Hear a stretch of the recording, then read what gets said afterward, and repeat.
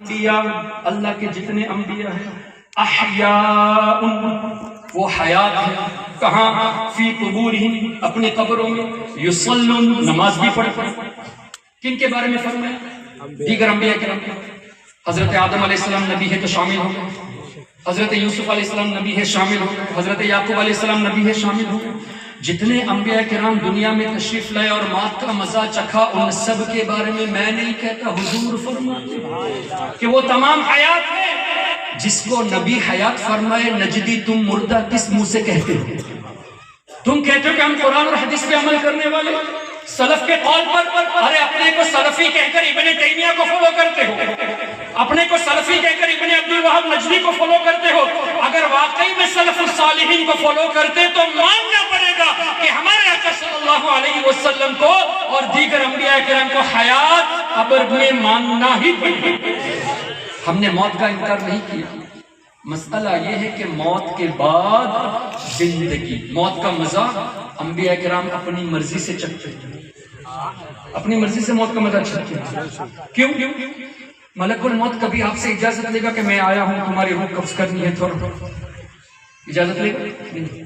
لیکن ہمارے آقا صلی اللہ علیہ وسلم اور دیگر انبیاء کرام کی شان یہ ہے کہ ملک الموت روح قبض کرنے سے پہلے اجازت دیتے ہیں کہ اے اللہ کے نبی، اللہ کے حکم سے ہم آئے ہیں، آپ کیا فرماتے ہیں؟ اگر آپ اجازت دیں گے تو ہم روح مبارکہ قبض کر کے واپس آپ کو لوٹا دیں گے تاکہ کل نفس ذائقۃ الموت اس پر عمل ہو جائے۔ اچھا، کل نفس ذائقۃ الموت، ہر نفس کو موت کا مزہ چکھنا، مزہ چکھنے کے لیے زندہ رہنا ضروری ہے۔ مجھے کوئی شربت پلائے اور منہ میں رکھتے ہی موت آ جائے تو ٹیسٹ تو نہیں بتا پاؤں، ٹیسٹ بتانے کے لیے زندگی کا ہونا ضروری ہے۔ رب فرماتا ہے ہر روح کو موت کا مزہ چکھنا ہے، مطلب روح کو موت نہیں ہے، موت کا مطلب یہ ہے کہ جسم سے روح کا الگ ہو جانا۔ لیکن نجدی نے موت کا مطلب ہی نہیں سمجھا، وہ کہتے کہ موت کا مطلب آدمی ختم ہو گیا تو قرآن کے خلاف ہو گیا۔ کیوں؟ قرآن تو کہتا ہے ہر نفس کو موت کا مزہ چکھنا ہے، تم کہتے ہو موت کا مطلب ختم، زندگی ہی نہیں، تو کون سے قرآن کو تم پڑھتے ہو؟ جس قرآن کو ہمارے نبی ہمارے پاس لائے اس میں تو یہ لکھا ہے۔ اب پھر کیا؟ انبیاء کرام علیہ السلام کے پاس اجازت لی جاتی ہے، اجازت دیتے ہیں تب روح مبارکہ قبض کی جاتی ہے۔ مشکات شریف میں ایک حدیث ہے، علماء موجود ہیں، میری اصلاح فرمائیں گے، باب وفات النبی صلی اللہ علیہ وسلم، اس میں ایک حدیث پاک ہے کہ حضور علیہ السلام دنیا سے پردہ کرنے سے پہلے کا یہ واقعہ، حضرت سیدنا جبریل علیہ السلام تشریف لائے اور پوچھ رہے ہیں، فرما رہے ہیں یا رسول اللہ، اللہ آپ سے یہ پوچھ رہا ہے کہ آپ اپنے کو کیسا پا رہے ہیں، حالانکہ اللہ سب کچھ جانتا ہے، بٹ اللہ از آسکنگ او مائی حبیب ہاؤ آر یو فیلنگ، آپ اپنے کو کیسا پا رہے ہیں؟ تو حضور علیہ السلام نے ایک جواب ارشاد فرمایا، حدیث میں ایک لفظ ہے میں غمگین ہوں۔ اب نجدیوں نے ترجمہ کیا، دیکھو حضور کو کتنی تکلیف تھی، موت کے وقت کتنی تکلیف ہے کہ وہ مغموم، میں غمگین ہوں فرمایا۔ حالانکہ حدیث صحیح سے پڑھی، مسند احمد میں یہ حدیث اور دیگر کتب احادیث میں موجود ہے۔ اللہ کا نیک بندہ جب دنیا سے جاتا ہے تو ہمارے آقا فرماتے ہیں، حدیث کا مفہوم، ملک الموت اس کے پاس، اس اللہ کے نیک بندے کے پاس تشریف لاتے ہیں اور فرماتے ہیں اے پاک روح اپنے رب کی رضا کی طرف لوٹ جا، اے پاک روح اپنے رب کی رضا کی طرف لوٹ جا۔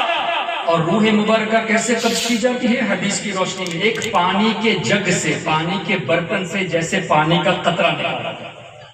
اب مجھے بتائیے برتن سے قطرہ نکالنا مشکل کام ہے یا آسان؟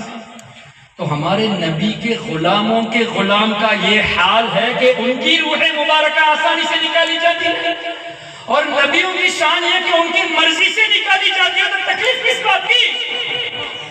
آقا کے لیے تکلیف کس بات کی؟ تو مفسرون فرماتے ہیں، محدثین فرماتے ہیں، مغمومن سے مراد میں اپنی امت کی فکر میں ہوں۔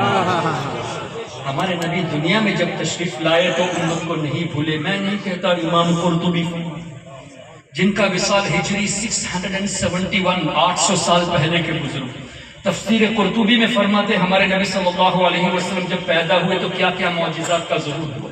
اسی طرح شیخ محقق شاہ عبدالحق محدث دہلوی نے مدارج النبوت شریف میں فرمایا، اسی طرح امام جلال الدین سیوطی شافعی رحمۃ اللہ علیہ نے الخصائص الکبریٰ میں فرمایا، اور حدیث کا مفہوم ہمارے نبی جب پیدا ہوئے تو سجدہ کیے اور امت کی بخشش کے لیے دعائیں کی۔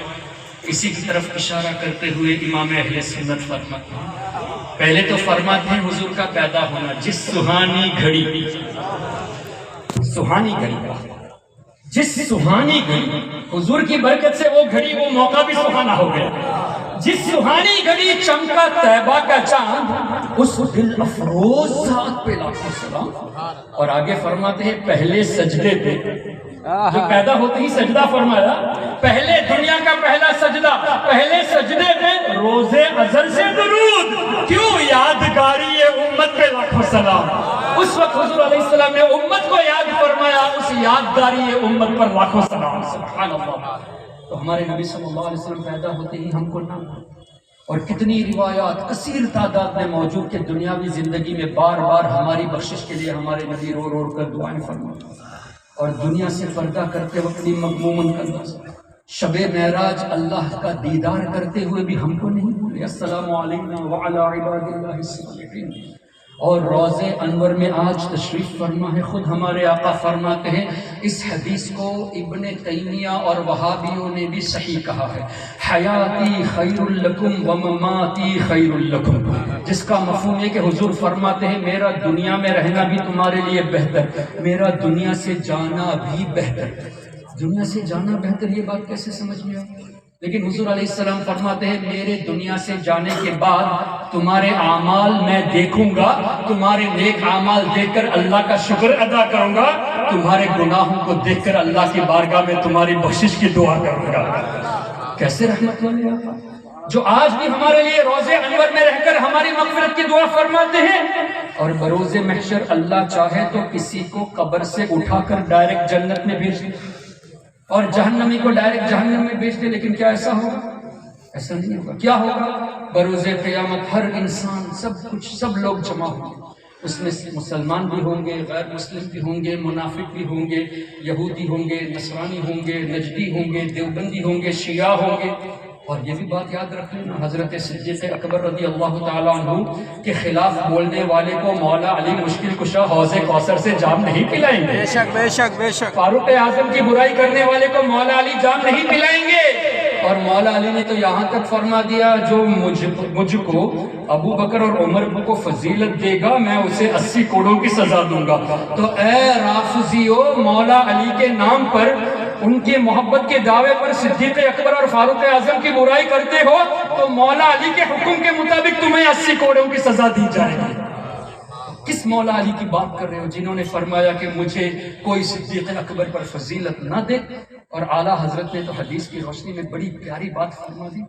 حضور علیہ السلام نے ایک موقع پہ مولا علی سے فرمایا، اے علی، یہ ابو بکر اور عمر جو ہے نا، عتیق حضرت ابو بکر کا لقب، عتیق و عمر، اور حضرت عمر، یہ دونوں جنتی بوڑھوں کے سردار ہیں، لیکن اے علی ابھی ان کو یہ خبر مت دینا، میں جو کہہ رہا ہوں ابھی ان کو نہیں بتانا، یہ حدیث کا مفہوم ہے۔ اب اس پہ شیعوں نے کہا کہ جنت میں جب بوڑھے ہوں گے ہی نہیں، سب جوان ہوں گے، تو یہ حدیث کیسے ہم مانیں کہ بوڑھوں کے سردار؟ حدیث کو سمجھنے کے لیے محدثین کی ضرورت ہے، تبھی تو شروحات لکھی گئی ہے۔ تو شرح میں فرماتے ہیں دنیا میں جو لوگ بوڑھے ہو چکے تھے، بڑی عمر پا چکے تھے، ان سب کے سردار ہوں گے حضرت ابو بکر اور حضرت عمر۔ اگرچہ جنت میں وہ جوان ہوں گے لیکن دنیا میں بوڑھے تھے تو حضرت صدیق اکبر اور فاروق اعظم ان سب کے سردار ہوں گے، اور جو دنیا میں نوجوان تھے ان کے سردار حضرت حسنین کریمین رضی اللہ تعالیٰ عنہ۔ تو اعلیٰ حضرت نے اس حدیث کی طرف اشارہ کرتے ہوئے فرمایا، فرماتے ہیں، کون فرماتے ہیں؟ حضور علیہ السلام فرماتے ہیں یہ دونوں، ابو بکر اور عمر، فرماتے ہیں یہ دونوں ہیں سردار دو جہاں، فرماتے ہیں یہ دونوں ہیں سردار دو جہاں۔ اے مرتضی، اے علی، عتیق و عمر کو خبر نہ ہو، ابھی اس کی خبر نہ دینا۔ کیسا حدیث کا مفہوم ان دو شعر میں فرما دیا اعلیٰ حضرت نے، فرماتے ہیں یہ دونوں ہیں سردار دو جہاں، اے مرتضی عتیق و عمر کو خبر نہ ہو۔ میں یہ عرض کر رہا تھا تمام انسان